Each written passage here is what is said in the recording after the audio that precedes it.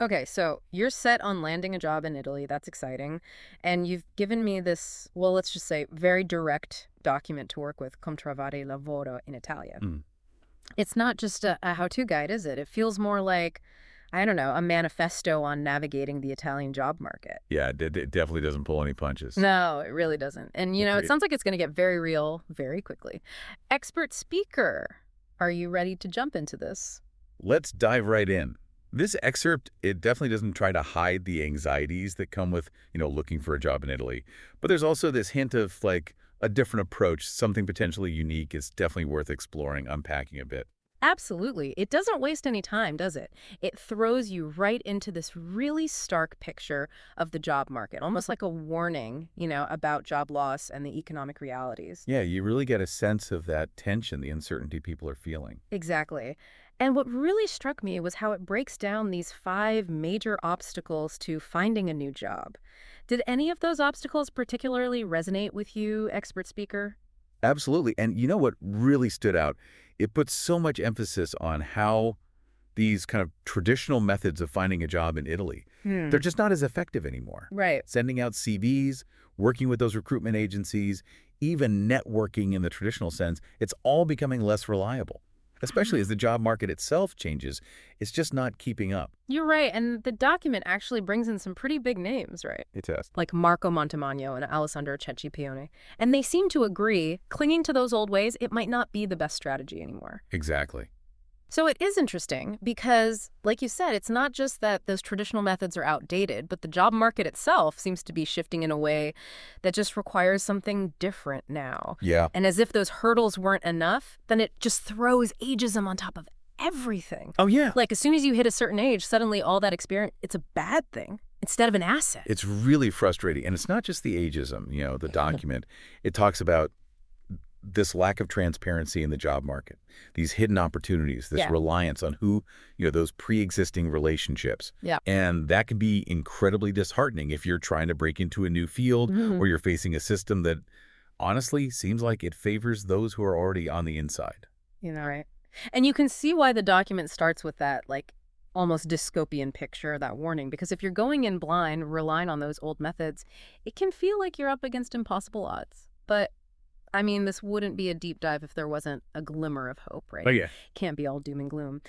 So, what does Come trovare lavoro in Italia offer as a potential solution? What's the alternative? Okay, so we've talked about how Come trovare lavoro in Italia doesn't exactly paint a rosy picture of the job market, but then it brings up this metodo colloquio diretto. Right. The direct interview method. And that sounds like it really flips the script on how we think about job hunting. Yeah. So tell me, expert speaker, what is this metodo colloquio diretto all about?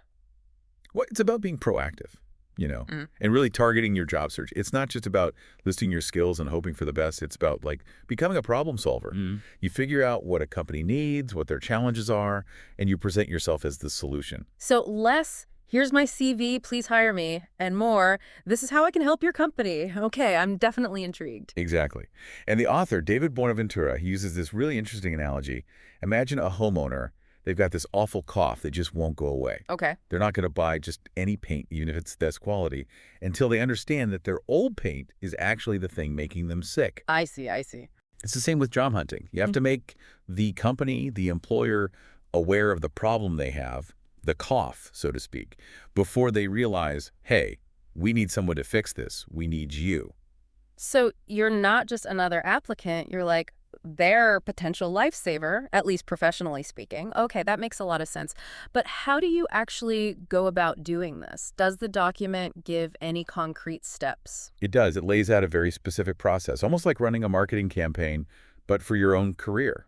Okay, I like it. Walk me through it. What would be the first step for someone who wants to try this metodo colloquio diretto? Well, first things first, you have to do your research. Of course. Become a bit of a detective. Understand the industry that you want to work in. Pinpoint those companies that really align with your skills. But more importantly, try to uncover the challenges those companies face. What are their pain points? What are they struggling with? So it's not even about just finding a job in your field. It's about finding that one company that really, really needs what you specifically have to offer. Okay, that's a very different mindset. It's definitely a lot more focused than the whole send out 100 CVs approach. But say you found a perfect company, you know their pain points, then what? Do you just, like, show up with a solution? Well, not quite. Direct communication is important, but before that, Come trovare lavoro in Italia really emphasizes the need to build up your credibility. So you can't just tell them you're the answer, you have to prove it. What would that look like, practically speaking? Think beyond the CV. Testimonials from past employers, examples of successful projects, maybe even creating content that showcases your expertise. So you're building up this portfolio that really backs up your claim. You're not just telling them, you're showing them. I like it. So you've done the research, you've built up your credibility, you know their needs, and you're confident you can deliver.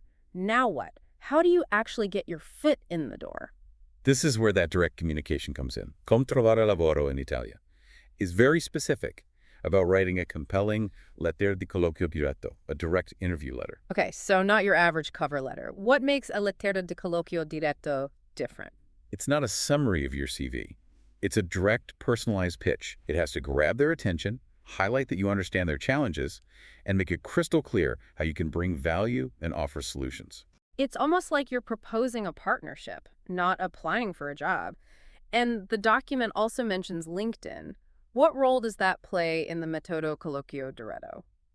LinkedIn is huge for connecting with people, for building your presence in your field.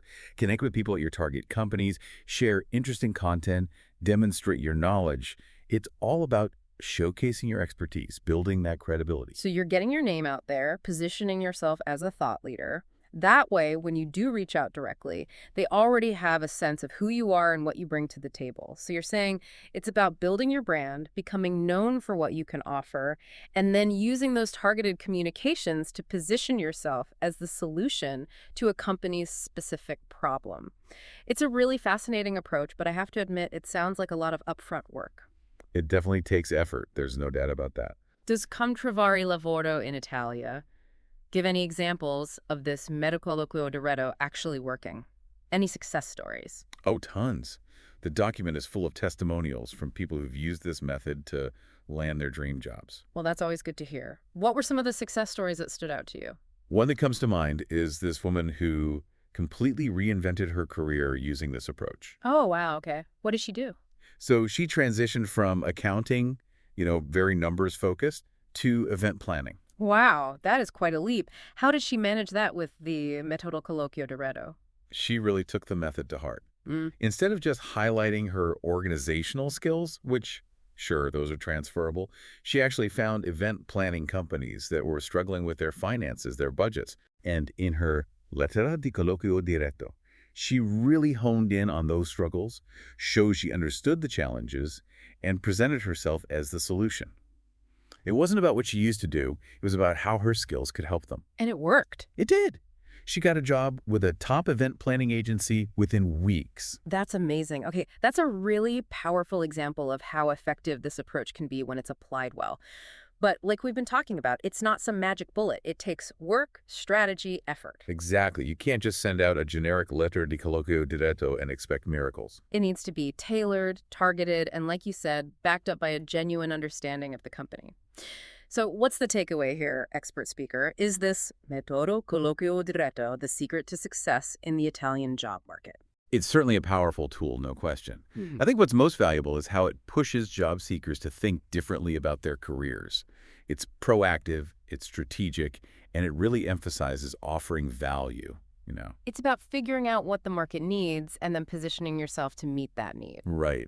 No more mass-producing CVs hoping something sticks. So for anyone listening who's dreaming of working in Italy, Come trovare lavoro in Italia offers a really interesting, if a little unconventional path. Do your research, know your industry, and don't be afraid to reach out directly. You never know, you might just be the solution someone's been waiting for. And, thinking about this metodo colloquio diretto, I wonder if it has applications beyond just the job market. Maybe it's a new way of approaching challenges, of achieving goals in all parts of life. That's something to consider, isn't it?